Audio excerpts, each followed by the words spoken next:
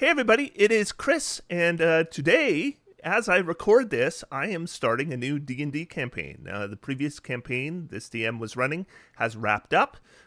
We've got to level 20, and now we are starting over at level 1 in a new campaign that will be based on the Citadel of the Unseen Sun from Grimdark. This DM makes heavy changes to campaigns.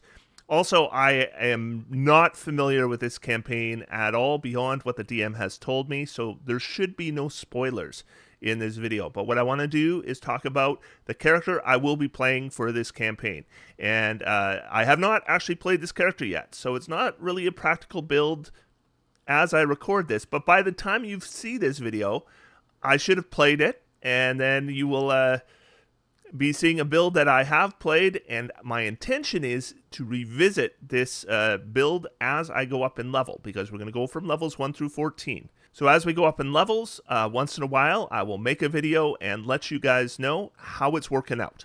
And so I can give some real experience with this, not just theory crafting and whiteboard analysis, okay? So, yeah, Grimdark campaign setting, here's what I know, and I think this isn't going to spoil the campaign for anybody. Is I know that the area we're in is controlled by vampires, and there was like the vampires took over, and the skies got all cloudy, and it's dark all the time, and rainy all the time, and miserable, and hard to live. And this is the setting in which I am playing a barbarian. Okay, the other party members. I want to talk a little bit about why I decided on barbarian. So the other party members, we have a wizard, and that will be the bibliomancer subclass once we get to level 3. Obviously, intelligence-based. Now, the bibliomancer subclass, the DM is allowing some third-party content, and the bibliomancer is from the Cthulhu by Torchlight setting book that I helped design. I helped design this subclass, and I think this subclass is going to be a lot of fun. So I think this player is really going to enjoy it. Then we have a paladin. And this paladin is going to be a Dexidin. So they have gone very dexterity forward with this paladin and not worried about strength. So they are going to be focused on dexterity and charisma. I don't know what subclass they're going to take, but I would assume they're not going to be multiclassing because they're not going to be able to afford a very good strength score. And you need to have a strength of 13 to multiclass out of paladin. So I'm assuming they're going straight paladin.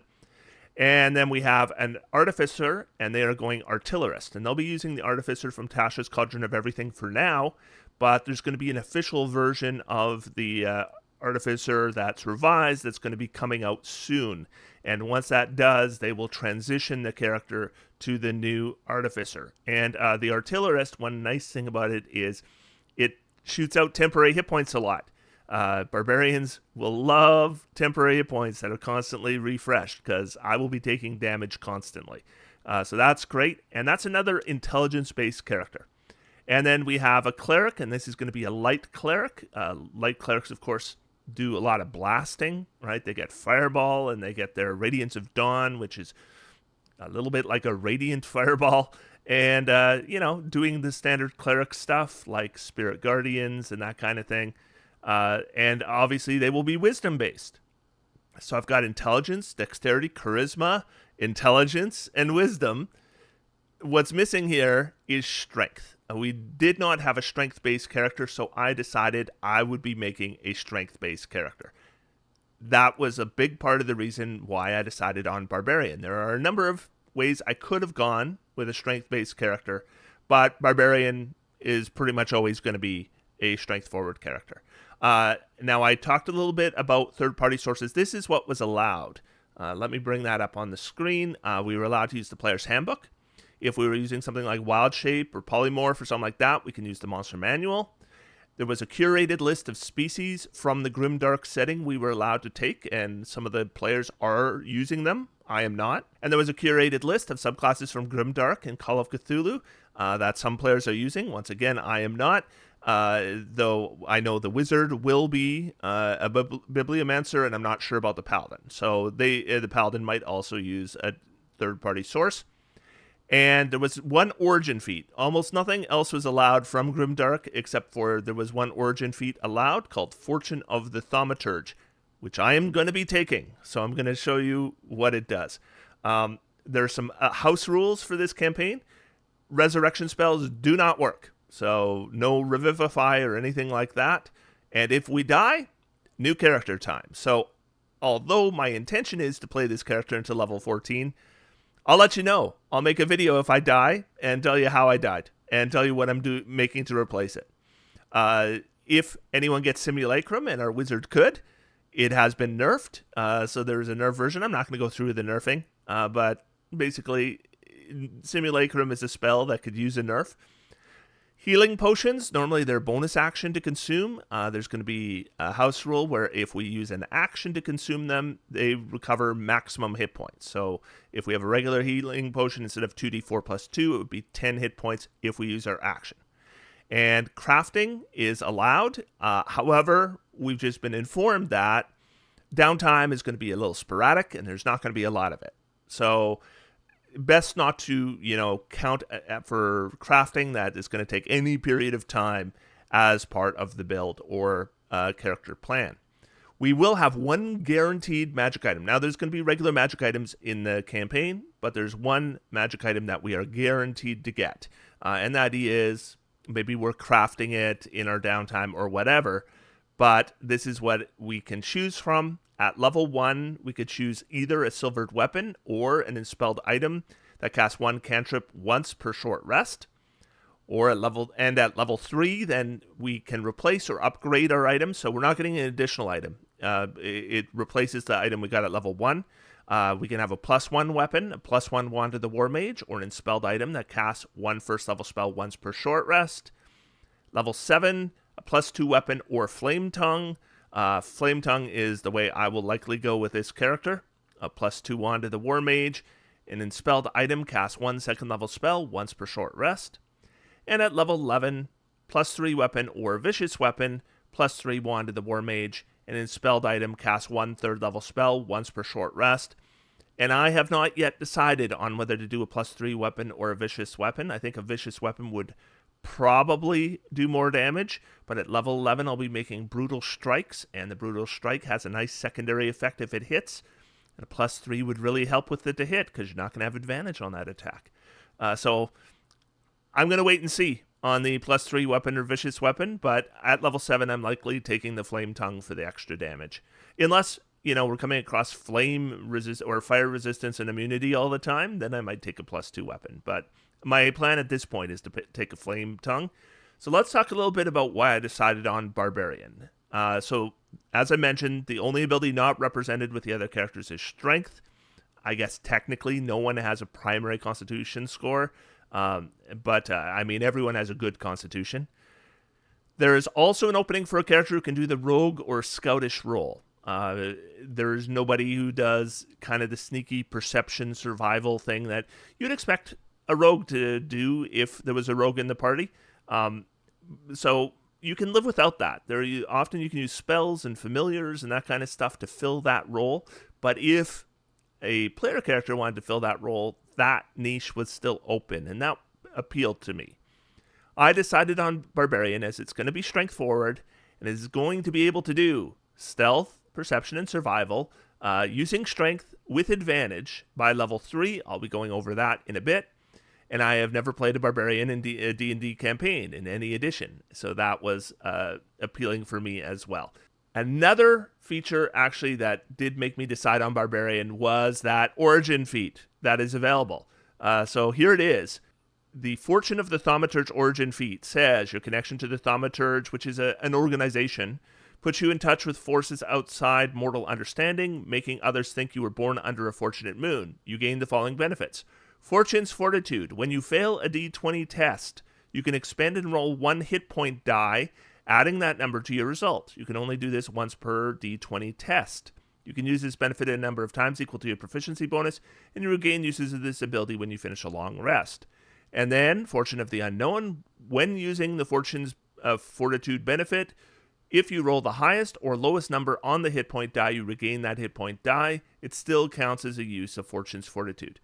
So as a Barbarian, this will give me a D12, which is the best possible die type that we could get with Fortune's Fortitude. And once I knew I was taking Fortune of the Thaumaturge, which I pretty much knew right away because I thought, that is insurance on all my saving throws. Then I started to think, oh, I want a good hit die. And of course, there's a number of ways I could have gone and gotten a D10 hit die, and that would have been fine. But a D12 hit die, I like the idea of being able to roll the highest die possible with this. So that actually nudged me towards Barbarian as well. Now, my intention at this time is to go 14 levels straight Barbarian. And this is not a recommendation.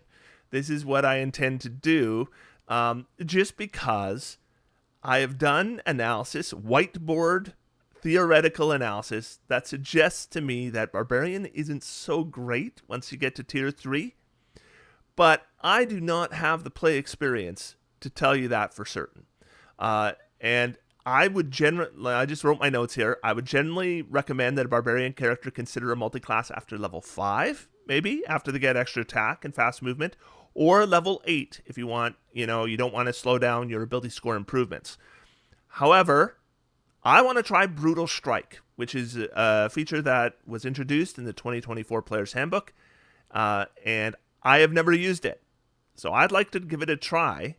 And it is available at level 9. And if I'm going to go 9 levels in Barbarian, then why wouldn't I just go 14 levels in Barbarian and get 2 more subclass features as well?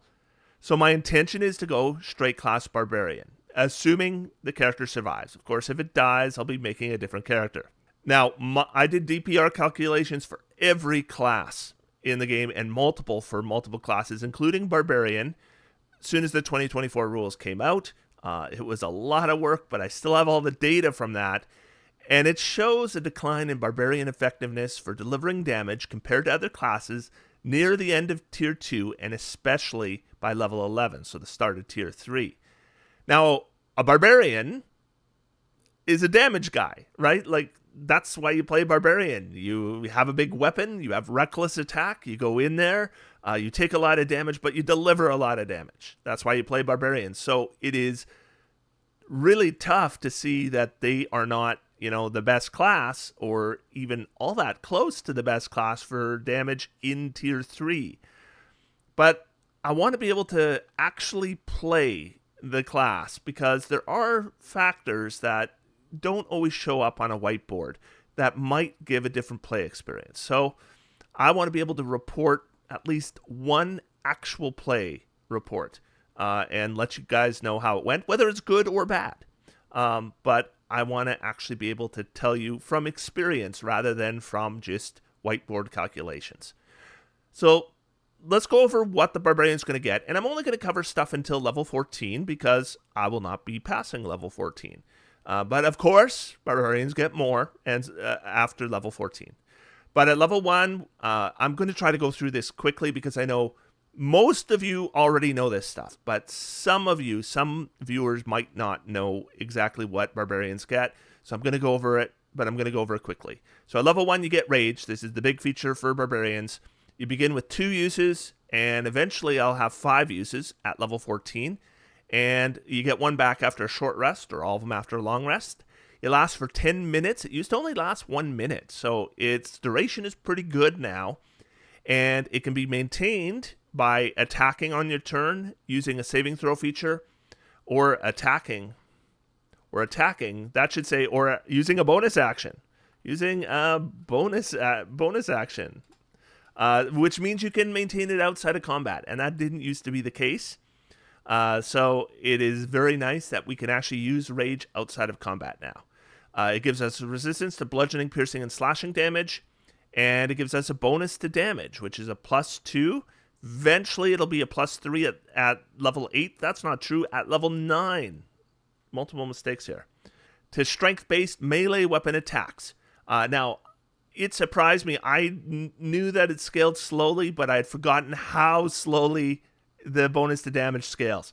So it's basically +2 most of the campaign. And then it'd be +3 from levels 9 through 14. And I'd have to go ways before I got to +4. I really think the bonus to damage should scale more quickly. But anyway, it doesn't. So that's what it'll be. It'll be +2 most of the time. I will get advantage on strength checks and saves when raging, and can't cast spells or concentrate on spells while raging, which usually isn't a problem because you're a barbarian and you don't get spells, though depends what species you choose. Some species have spells, in which case you wouldn't be able to use them while you're raging, which isn't ideal. Also at level 1, we get Unarmored Defense. That gives us an armor class equal to 10 plus our Dexterity modifier plus our Constitution modifier, provided we aren't wearing armor, though we can wear a shield, but I'm not going to be. I'm going to be using a two-handed weapon, but I will be using Unarmored Defense. Now, when I get the point where I can get a breastplate, I'll probably get a +1 armor class if I got a breastplate, so I'll likely do that. Otherwise, there's not much benefit for me to wear armor because I want to use stealth with this character, and I don't want disadvantage on the stealth check. Even though it would be straight up at level 3, but nevertheless, I want to have that advantage. I don't want to give that up, so I'll be using an armored defense. It won't be a huge decrease to my armor class. I'll end up with an armor class of 15, which isn't good. And I'm going to be reckless attacking, so everyone's going to be attacking me with advantage, armor class 15. I'm going to get hit. Going to get hit a lot. That is the way it is with a barbarian. Now, you can make a barbarian that's harder to hit. That is not the way I went. And we're going to get weapon mastery in 2 weapons, and by level 14, there'll be 4 weapons. I don't know what 4 weapons I'm going to take, but the 2 weapons I'm going to take, I'll probably take halberd and glaive at level 1, and then I'll switch between them. And glaive will give me graze, which means if I miss, I still do some damage. And the halberd gives me cleave, so if I can get 2 enemies next to each other, I can hit them both. And eventually, I'm not going to be using glaive anymore. I'll be using the halberd pretty much consistently. You'll see why as we get further into this build. But then I'll take my second mastery in longbow, which I'll do if I can't get in range. Maybe I'm fighting something that's flying or it's a long ways away. I'll be using a longbow in those cases. And it doesn't really matter what the other weapons are at that point, because it's not going to be a case where I can switch off so easily. You'll see why as we go further. Level 2, we're going to get Danger Sense, which gives advantage on dexterity saving throws. That's great. And Reckless Attack. So this is very important for the offense ability of a barbarian. Gives you advantage on strength-based melee weapon attacks until our next turn, but attacks against us have advantage. So that's why we're going to get hit a lot, but we should be able to hit. Level 3, going to choose Subclass, and we're going to get Primal Knowledge. And when it came to the idea of this character being kind of a scouting character as well, this was a big factor. So we gain another skill proficiency, and while we're using Rage, we can use a Strength check for any acrobatics, intimidation, perception, stealth, or survival check. And because Rage provides advantage on strength checks, these checks would also be made with advantage. So advantage on stealth, that will be strength-based. Advantage on survival, that will be strength-based. Advantage on perception, that will be strength-based. This should make us a pretty good scout. Maybe not as good as a higher level rogue, but still pretty good. And it's going to improve with our level because we'll be focusing on our strength. So this was a big factor. Now, this isn't on all the time. This is only on while we're raging. But with a 10-minute duration rage and the ability to regain rages on a short rest, rage is a lot more available than it was before the 2024 rules. So I'm thinking when I'm going to be scouting, I should be able to have the rage going. Level 4, there's an ability score increase. Level 5, extra attack. I assume you know what that is. And fast movement, which gives a plus 10 feet to movement speed. Level 6, we get a subclass feature. Level 7, we will have advantage on initiative. And we're going to be able to move up to half our speed when we use our rage. Level 8, ability score increase, and level 9, brutal strike. This is one of the reasons I wanted to go straight class barbarian, is to give this a try. So brutal strike, it says, once on our turn, when we use reckless attack, we can forego advantage on one of those attacks, and we can't have disadvantage on the attack. And then we can attempt a brutal strike. The brutal strike does an additional D10 damage if it hits, and we can either push the target 15 feet straight away from us and then move up to half our speed towards them without provoking opportunity attacks, or reduce the target speed by 15 feet until the start of our next turn. So we get a secondary effect here.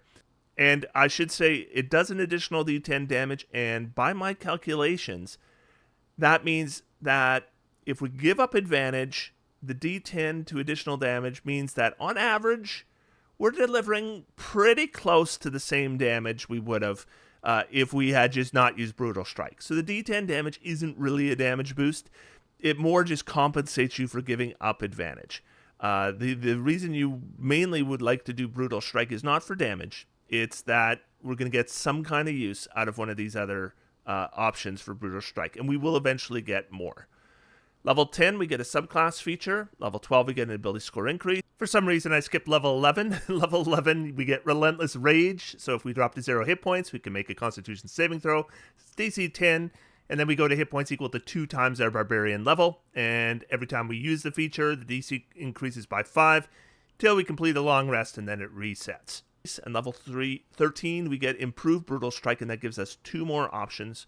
Staggering Blow, the target has disadvantage on their next saving throw, and there's no duration on that. It's, if it's the next day before they make their next saving throw, they have disadvantage. And they can't make opportunity attacks until the start of our next turn. And then Sundering Blow, next attack against the target by someone other than us before the start of our next turn gets +5 to hit. And I should mention the target has disadvantage having no duration. That's the way I read it. If somebody else reads it that also is gone by the start of our next turn, let me know in the comments. But that's the way I read it. I think most of the time they'd be making the saving throw before the start of our next turn anyways, so it probably doesn't matter. But when I read it, that's kind of the way I read it, so I thought it was worth mentioning.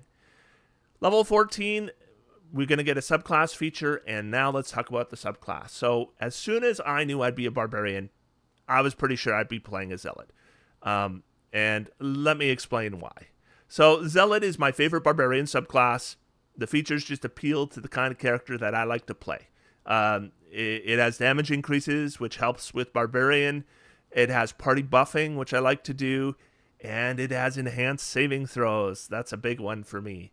So level 3, we're going to get 2 things. We get Divine Fury and Warrior of the Gods. A lot of Barbarians only get 1 feature at level 3. It's pretty standard to get 1. So this is a little special to get 2. Divine Fury provides a scaling damage boost to the damage of the first hit on our turn. This does not need to be a strength-based attack, so it works with our longbow. Does not need to be melee, and we do not need to be reckless. So as long as we're attacking and we're doing damage, we get Divine Fury if we hit at least once. I like this because I like the idea of a character that, especially with the Barbarian, where normally you're trying to get to melee, but I have seen so many times and experienced as a Barbarian when you can't get to melee, or you can't get to the target you want to be hitting. I like the idea of a Barbarian that can pull out a longbow and still be decent. And so I made a few decisions to try to push being decent with a longbow with this character, and Divine Fury is a big boost for that. I mean, if we played Berserker, our damage boost isn't much higher than Divine Fury. It's very comparable, but it would not give us a damage boost on ranged attacks. With the Zealot, we just get the boost, no matter what we do, and like I said, it's very comparable damage to what the Berserker does. So if you want to do a lot of damage with a Barbarian, Berserker or Zealot are kind of the 2 default options for their damage boosts. The damage is going to be a d6 plus half our Barbarian level rounded down, Radiant or Necrotic, and we choose whenever we hit. And the scaling is not bad. At level 14, this should represent around 10 DPR to this character. That's a lot of damage. I mean, to put that in perspective, I would expect this character to do around 45 DPR before considering magic items. And if we weren't a Zealot, about 35 DPR, right? That much difference. So that's a lot, especially when I talked earlier about Barbarians falling off in Tier 3. This will mitigate that a lot. Warrior of the Gods is our second feature, and it provides a pool of 4d12 that we can spend to heal ourselves using our bonus action. And this scales to 5 dice at level 6 and 6 dice at level 12. You don't have to spend them all at once, though I think I probably would. I think I'd probably just wait until I needed them and then just use them all. And just use one bonus action. But the scaling here, I should mention, is not great. So as we get into higher levels, 60-12 at level 12 isn't going to be a huge amount of healing. It'll still be significant for a bonus action. But at level 3, 40-12 is actually quite a bit. I mean, we should be in the situation where we should be getting close to going down, and 40-12 will get us close up to full. Just consider at third level, we have 3 hit dice, and we're getting 4 d12s we can roll. So I think level 3 is really good for Zealot, and I really like the Divine Fury scales. I mean, Warrior of the Gods scales too, but slow enough that I don't really think of it as scaling at an appropriate scale to our level, but Divine Fury does. When we first get it and when we get to level 14, the difference that it will provide is pretty dramatic. So very much like that, it's good at level 3 and it's going to stay good. At level 6, we're going to get Fanatical Focus. Once per rage, we can reroll a failed saving throw with a bonus equal to the damage bonus for rage at that level. So that's going to be +2 until level 9, then +3. So, I mean, the bonus isn't huge, but this is usable a reasonable amount of time. Like, if you consider Fighter first gets Indomitable at level 9. At level 6, we'll be able to use this, and we can use it once per rage. And we're going to have multiple rages. Like I said, we're eventually getting to 5 rages, and we get 1 back on a short rest.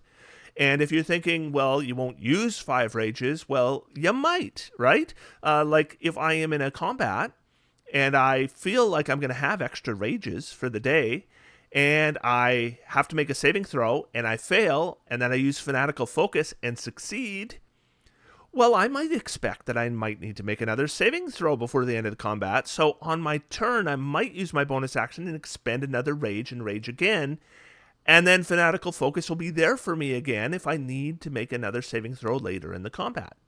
Obviously, this is for me, right? I love this because I love to make my saving throws, so this kind of feature is just tailor-made for Chris, right? I also love that I'm taking that Fortune of the Thaumaturge feat that I talked about earlier. So if I fail a saving throw and I re-roll with the bonus and still fail, I can then add a d12. And I may regret saying this. I actually wrote that down. I may regret saying this. But I think with Fanatical Focus and Fortune of the Thaumaturge, I can live without Mage Slayer.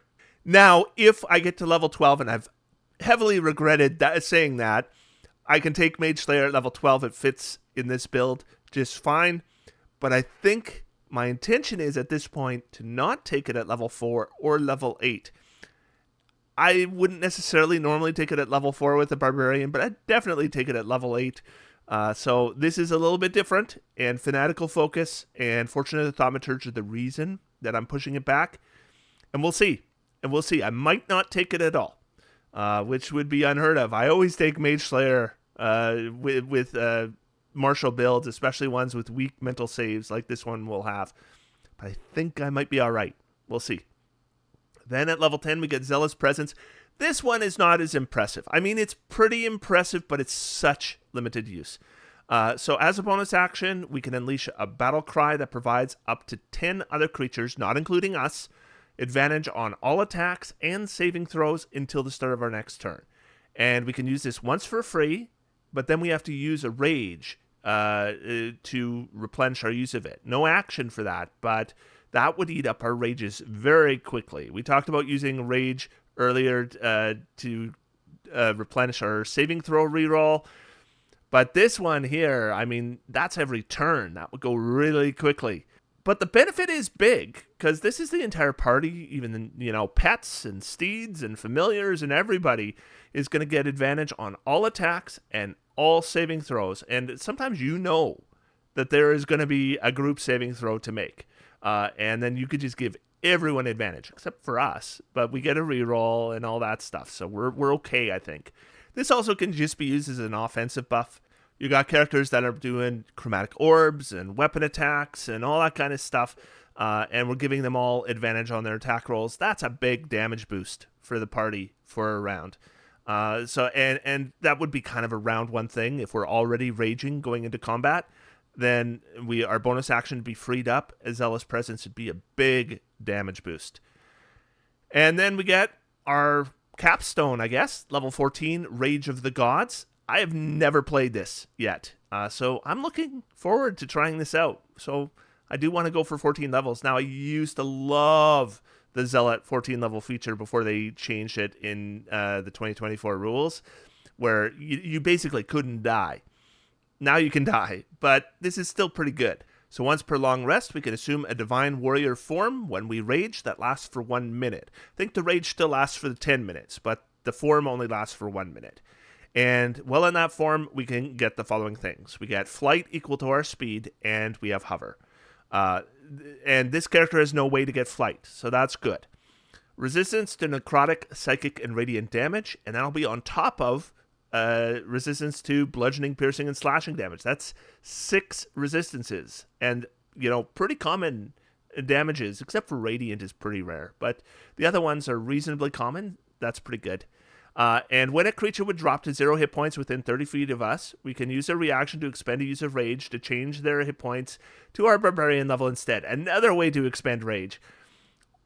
It would have to be a big emergency, but I might do it. Like if a character is going to die, I'll expend a rage to save another player character. Now this is only once per long rest, so it's very, very limited. It's not necessarily something we're saving for the big fight either. It is something we're saving for the enemies are out of range because they're flying. The enemies do necrotic, psychic, or radiant damage. So let's talk about species selection. All right, so with the class and subclass, I'm not going to have teleportation built in. That was a big consideration. Flight is not going to be built in until level 14, and then it's just very limited. And that makes things like the Goliath with the Cloud Giant option, Dragonborn, and Azamar potential picks. I mean, the High Elf also gets Misty Step, but we can't cast Misty Step if we're raging. Now, because this character should be at least okay with the Longbow. Longbow's not going to be as good for us as melee, but we should be all right with it. I think I can live without the built-in flight, because most of the time you need flight with the Barbarian is to get up to the enemy. And what I intend to do is I'll just pull out my longbow and start shooting, and I think I'll do decent damage. Azamar would eventually have redundancy on damage resistance with Necrotic and Radiant with Rage of the Gods, but not to level 14. But then there would be redundancy with Flight 2 at that level. And like I mentioned, species with spells built in, not so great for Barbarian. Gnome and Halfling were both tempting because they have nice benefits, which I have used many times because I play Gnomes and Halflings a lot. I decided to go for the species I don't play a lot, and that is the Dwarf. So let's talk about why I selected Dwarf. First, we have the Dark Vision 120 feet, which was a significant factor. The setting is literally called Grimdark. I'm expecting some darkness. And I'm thinking an enhanced dark vision will come in handy. And we play on a virtual tabletop, and each token has its dark vision built in. So on my screen, I'm going to see what my character would see with their dark vision. In that kind of environment, and I play on VTTs all the time, in that kind of environment, you really feel the difference between 120 foot and 60 foot dark vision. If you're playing in person, not so much. Because usually the DM will be like, do you have dark vision? Yes, I do. Okay, you can see, right? We leave it at that. But on a VTT, when you have the dark vision programmed in and the range of it programmed in, you really feel 120 foot dark vision. It's very nice. Dwarven Resilience is going to give me resistance to yet another damage type. So I will eventually have resistance to 6 damage types at least some of the time. And none of them are poison, so there's no redundancy. And poison is a good damage resistance, and poison condition saving throw advantage is also very nice because we're combining it with Constitution saving throw proficiency, which I'll have. It should make us pretty close to poison proof, not completely because sometimes you get poisoned and there's no saving throw. Can still be poisoned, but poisoned will be bad for us. It either turns off our reckless attack And once we get to level 9, it would mean we wouldn't be able to use Brutal Strike while we're poisoned either. So it would turn off that class feature entirely. So I don't want to be poisoned. This makes it much harder for me to be poisoned. Then there's Dwarven Toughness. This wasn't a huge consideration because Barbarians already have pretty good hit points, and that would be fine. But having plus 1 hit point per level is going to make the difference between me and everybody else's hit points a little bit more. And I kind of like that. I'm playing a Barbarian. I want to enjoy the advantages of playing a Barbarian, and hit points is one of them. And I will be losing those hit points a lot. The other players know this. And Stone Cutting. This was the main reason, was Stone Cutting. So this is the feature that made me decide to go Dwarf, even though, I was really close to going Goliath with Cloud Giant for teleports.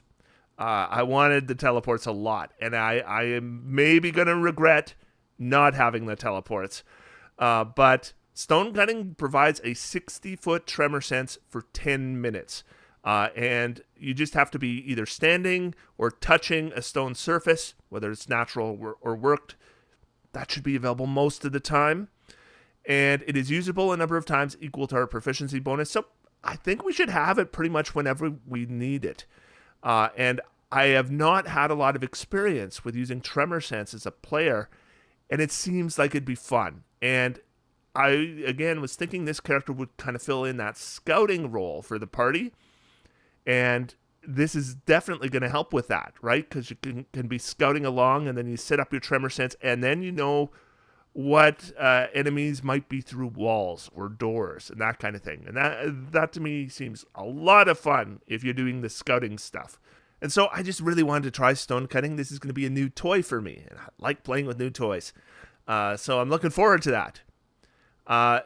Feats, all right. I'm not going super creative with feats here. I'm taking the ones you might guess I would take. Great Weapon Master at level 4 provides some bonus action attacks, improves our damage with our main weapon, assuming a heavy weapon, which we're going to use. We're going to use a polearm, and a backup range weapon, again, assuming a heavy weapon, which we will. It'll be a longbow, and that's going to provide this character some versatility, and it will raise our strength to 18. Then Polearm Master at level 8. This provides more bonus action attacks, or basically a reliable bonus action attack when we're in melee with a Pole Strike. Now, Pole Strike does less damage, but when we use Brutal Strike, it'll be nice because we'll hit less often, but we'll do more damage when we hit. So if you can use an attack that has a little bit less stakes involved, it's really good to use with Brutal Strike. If you're using a Nick weapon, that's also really good with Brutal Strike. It just gives you the most bang for your buck. You're sacrificing the least if you miss. That's basically what it comes down to. It also is going to provide additional reaction attacks. When somebody enters our reach, we can make a reaction attack. And that should actually combine nicely with the pushing option of Brutal Strike, because we can push them 15 feet away, and then ideally they'll have to come back into our range, and then we would be able to make a reaction attack. Now, it depends on the situation. I'll have to judge that on a case by case, because I don't want to just push them and then they just go attack other party members, right? So it will very much depend on the situation, whether I even want to attempt to do that for a potential reaction attack that I might not get and then put other party members in danger, because I'm supposed to be tanking. But we'll see. This will also raise my strength to 19. Then at level 12, if I don't take Mage Slayer, if I regret having not taken Mage Slayer up to this point, I will take Mage Slayer and strength will go up to 20. But assuming that I found that I'm okay without Mage Slayer, I'll take Crusher. Now, I will be using a Halberd, which will not be doing bludgeoning damage, but it will be doing bludgeoning damage with the Pole Strike, which is the bonus action attack. And my intention would be, once I have Crusher, I wouldn't be using the Great Weapon Master bonus action attacks anymore when they come up, because I would want to use the Pole Strike, even though it only does a d4 damage, because it does bludgeoning damage. And then what I would be able to do is I'd be able to do the Brutal Strike with bludgeoning damage, and if it hits, Crusher would allow me to move them 5 feet in any direction. And I'd move them 45 degrees up and away from me. And then I would push them 15 feet straight away from me. And so they should go 20 feet in a straight line, 45 degrees up. then they're way up in the air, then they fall, they take damage, they fall prone. So that's idea. Seems like a lot of fun. I've talked about this kind of combination on this channel before. I haven't really played it, so I want to play it. And level 12 it's not going to take over the campaign, right? Because by level 12, the campaign is getting close to over. So it would just be for the last few sessions. I'd be trying that out. Now, it would only work on large or smaller sized creatures, but yeah, I think it would be fun. So I want to give it a try. And we'll see. But Crusher is my tentative plan for level 12. That could still change. But Great Weapon Master, I'm pretty much locked in, and Polearm Master pretty much locked in as well. All right. Building scores. I actually had a bit of difficulty coming up with exactly what my ability scores would be. Obviously, Strength is going to start at 17. That was easy. But I can only have one 16 score. And it can't be Dexterity and Constitution. It has to be Dexterity or Constitution. So I had to decide between them. And my initial thought is go Constitution and then put on medium armor, and I should be fine, right? But then the more I thought about it, the more I wasn't sure. So Constitution, it adds to our con saves, which are common, and it helps with Relentless Rage, which is a Constitution save as well. It adds to our armor class, and it adds to our hit points. Now, it only adds to our armor class if we're not wearing armor, but I'm planning to not wear armor. Then we have Dexterity, which would add to Dexterity saves, which are also common. Probably just as common as Constitution saves. Unless you are a spellcaster, then the Constitution saves are far more common because of concentration. I'm not going to be casting spells, so I expect Dex saves to be made as often as Constitution saves. And I'm not proficient in Dexterity saves, so any bonus there is appreciated. Also adds to my armor class. It adds to my initiative. It adds to my ranged attack and damage rolls. And so that's why I decided on Dexterity, because I wanted to, again, be able to take out that longbow and not be terrible. I'll be worse, but I'm not going to be terrible. And that was important to me. And that brings us to the final build. So, Kill Drake Silverforge. And you can see this is a World of Warcraft image. This is not from D&D. So, World of Warcraft, full credit. And we can see the dwarf here is smoking a cigar, and that's my vision, is that this character he's a laid-back barbarian, and he doesn't go bare-chested. He wears, like, the full cloak and all that stuff, and he's got a cigar going almost all the time, and he's like, I'll tell you, kid, I'll tell you in my day, right? He's not a young dwarf, and of course he's a dwarf, so he lives a long time. So he's like a grandparent, but he's still not super old. And then when he rages, he's not going to go berserk. He's not a berserker, right? I want to go a little different. So the idea is with this barbarian, he's going to see the danger, and he's going to his eyes will kind of glow with radiant power. And then he'll just take his cigar, take one last puff, throw it on the ground, stomp it out. He's in rage, all right? And otherwise, he just gets very tactical and very serious. And that'll be his rage in character. I think it's a little different for Barbarian rather than just going that rawr thing that barbarians normally do. And I've done that in lots of one shots. So I like the idea of doing something a little different with the rage here. It'll allow me to play like a more tactical character. I'm not always going to have to charge everything. My plan is 14 levels of straight barbarian and see how it goes. And I'll let you know. I will let you know how it went. Barbarian, I'm going to start with athletics and perception as class skills. I'll have 2 uses of rage at level 1 for +2 damage. I will be using unarmored defense. And my weapon master will be between pike and halberd. Actually, I changed my mind on that. I think I chose glaive. For Gray's mastery, pike would be push, which I don't know. Push doesn't come up as often at level 1 as it comes up at higher levels once characters can kind of combo stuff with it. So I thought glaive would be nice. Again, once I get a flame tongue halberd, I'm not going to switch to a non-flame tongue glaive, right? So then I'm not going to use glaive anymore, and I'll switch to longbow at that point. And the longbow is always going to do a lot less damage, unless I get a good magic longbow as well. But once I get, the flame tongue halberd, I'm not switching to glaive or pike. Then we'll be using a custom background, which are allowed from the DM. And I'll be picking up stealth and survival. Remember, those both work with primal knowledge, along with perception. And Mason's tools, and I'll get an origin feat, Fortune of the Thaumaturge, with a strength +2, dexterity +1. Species is dwarf. Languages I'm going to start with are Dwarven and Common Sign Language. There's my ability scores. Basically, I put a 14 in Constitution because I'm not going to be raising it. They're not going to have a chance to raise it, so 14 is fine. And then I just made my Wisdom 10. For relevant equipment, I mean, I did a full equipment thing on the character sheet, but I'm not going to wear armor. I'm going to have, I think I went with glaive and halberd in the end, and a longbow. I will have 15 hit points to start. Should be going up by 10 per level. Armor class of 15. Eventually, I'll get a breastplate, and it'll be 16. And then any magical bonuses. Initiative will be +3. A longbow is +5 for D8 +3, and polearm is +5 for D8 or D10 +5. So they're pretty close for damage right now. The difference will increase once we get reckless attack and our strength goes up. But longbow will benefit from Great Weapon Master, so that will help. And proficiency bonus is currently 2, rages is currently 2. And that is my character. And I will link the D&D Beyond character sheet in the video description. So if at some point you want to go back, and by the time you see this video, I'll have already played, I may have already leveled, may even have leveled more than once.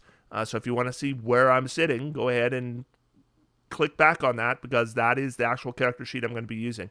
And like I said, I will be doing additional videos for this character, at least one more video and maybe multiple videos, just to let you know how things are going and what I'm experiencing as a barbarian in a campaign, and how that compares to what my whiteboard analysis had told me. So hopefully you found that entertaining. I don't know if any of you have thought about playing a barbarian in a full campaign, but it might give you some things to think about. Obviously, I did some things that are based specifically on the campaign I'm going to be playing in. And I want to really thank my patrons who helped me make this content. So I want to thank these Archmage level patrons. Archmage is my second highest tier. They see videos early and ad-free. They join my Discord, talk to me in the exclusive patron chat. I call them out in videos. They also run games and play in the games, and I play the games with them. So we play D&D and sometimes other role-playing games as well. This is a fantastic group of people. I want to thank so much for allowing me to do this for a living.